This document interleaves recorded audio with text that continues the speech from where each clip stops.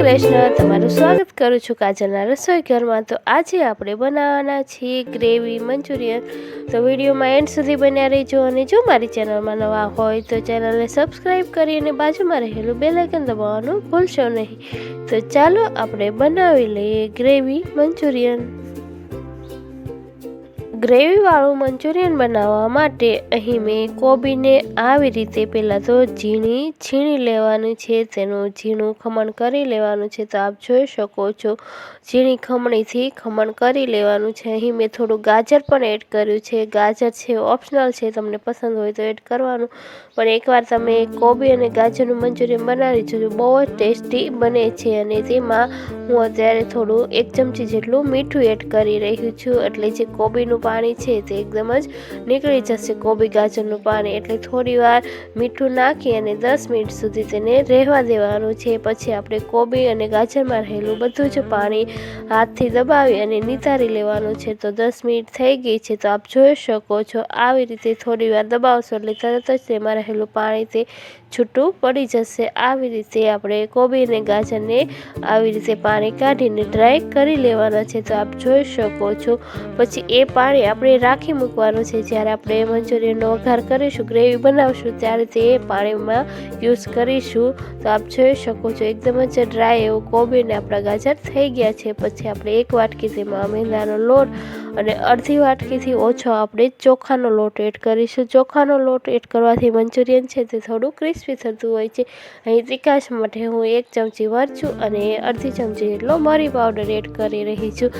હવે પછી આપણે તેમાં સહેજ પણ પાણી નથી રાખવાનું, કોબી અને ગાજરમાં થોડું પાણી રહેલું હોય છે, એના લીધે આવી રીતે તરત જ લોટ બંધાઈ જશે। તો આપ જોઈ શકો છો પછી આવી રીતે હળવા હાથે નાની નાની ગોળીઓ વાળી દેવાની છે। તો આપ જોઈ શકો છો આસાનીથી આપણે મંચુરિયનની ગોળીઓ વળી રહી છે। આવી રીતે બધા જ મિશ્રણની બધી ગોળીઓ વાળી લેવાની છે। તો આપ જોઈ શકો છો કેટલી સરસ આપણી મંચુરિયન માટેની ગોળીઓ બની ગઈ છે। હવે આપણે તેને તળી લઈશું। તેના માટે એક બાઉલમાં તેલ મૂકી અને તેલ ગરમ થાય એટલે પહેલાં તો આપણે તેને ધીમા ગેસે તળવાની છે, ડાયરેક્ટ હાઈ ફ્લેમમાં તળવાની નથી। તો હાઈ ફ્લેમમાં તળશો તે અંદરથી કાચી રહેશે, એટલા માટે પહેલાં ધીમો ગેસ રાખવાનો, ગેસની ફ્લેમ ધીમી રાખવાની। થોડા ડ્રાય થાય પછી ગેસની ફ્લેમ હાઈ કરવાની છે, એટલે એકદમ જ ક્રિસ્પી એવા આપણા મંચુરિયન તળાઈ જશે। તો આપ જોઈ શકો છો અહીં તેલમાં જેટલા સમય એટલા મંચુરિયન એડ કરી અને તેને ધીમા ગેસે સારી રીતે ચડવા દેવાના છે।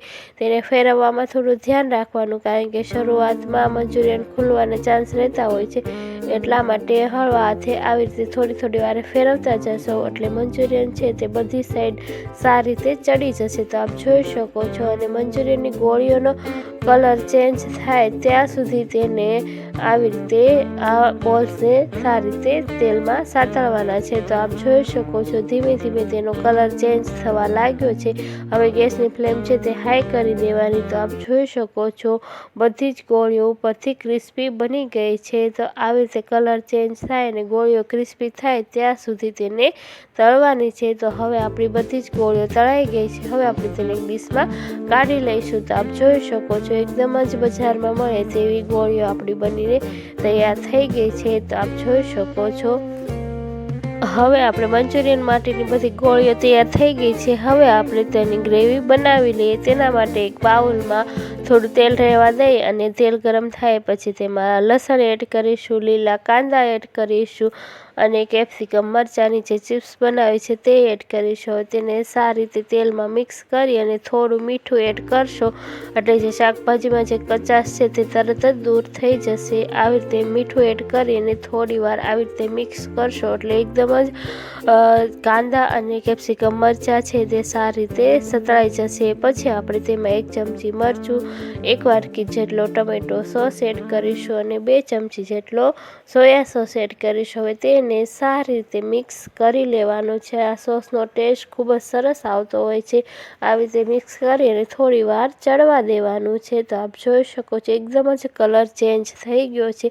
પછી આપણે તેમાં જે કોબીનું જે પાણી આપણે નિતારીને રાખ્યું હતું તે એડ કરી દેવાનું છે, એટલે આવી રીતનું મિશ્રણ તૈયાર થઈ જશે। પછી આપણે 1 વાટકીમાં 2 ચમચી જેટલો કોર્નફ્લોર લઈશું, તેમાં પાણી એડ કરી અને તેને આવી રીતે મિશ્રણ પેસ્ટ બનાવી અને આપણે તેને ગ્રેવીમાં એડ કરીશું એટલે ગ્રેવી છે તે એકદમ જ ઘટ્ટ થઈ જશે। તો આપ જોઈ શકો છો આવી રીતે મિશ્રણમાં એડ કરીને ચમચાની મદદથી થોડીવાર હલાવશો એટલે એકદમ જ સરસ એવી ઘટ્ટ ગ્રેવી આપણી તૈયાર થઈ જશે। તો આપ જોઈ શકો છો એકદમ જ ઘટ્ટ એવી આપણી ગ્રેવી બનીને તૈયાર થઈ ગઈ છે। થોડીવાર ઉકળવા દેવાનું છે ને પછી આપણે તેમાં બધા બોલ્સ એડ કરીશું। તો આપ જોઈ શકો છો આ કોબી ગાજરના બોલ્સ એડ કરી અને થોડીવાર તેને ઉકળવા દેવાનું છે એટલે એકદમ જ સરસ ટેસ્ટી એવું બજાર જેવું આપણું મંચુરિયન બનીને અને તમારે મંચુરિયનને વધુ સ્પાઇસી બનાવવું હોય તો તમે આદુ મરચાંની પેસ્ટ પણ એડ કરી શકો। તો આપ જોઈ શકો છો આપણું મંચુરિયન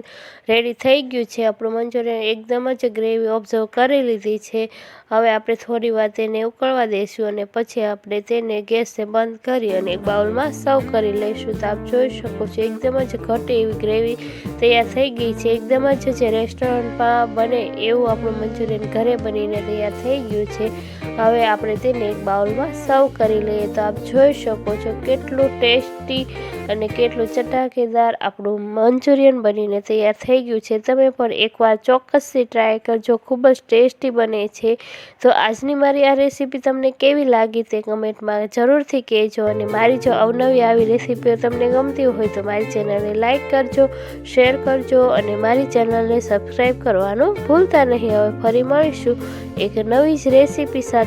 ત્યાં સુધી આવજો। Thanks for watching.